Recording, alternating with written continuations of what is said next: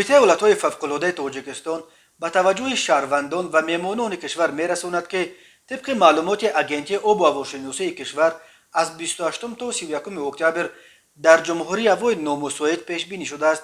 از جمله دمای هوا پست رفته، باران و در بلندی‌های بالاتر از 2000 متر برف می‌بارد. در ناحیه‌های بلندکوه برف شدت می‌بارد.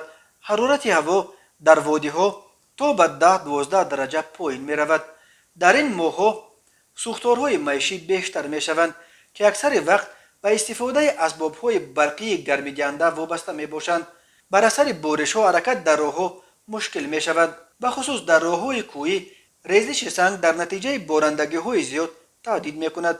از این رو کمیته ولایت‌های فوق‌العاده قبل از همه خواهش می‌کند ساکنان در استفاده اسباب‌های برقی احتیاطکار باشند.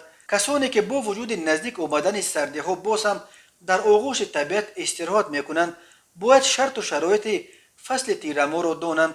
به خصوص کسانی که شکار می‌کنند و یا ماهیگیری می‌روند همیشه قبل از سفر به نزدیکانتان درباره مکان شکار و ماهیداری خود گویید. آنها باید دانند که شما محض در کجاها خواهید بود. همراهتان تلفن‌های موبیلی بگیرید و باید تلفن شما 2-3 کارت داشته باشد.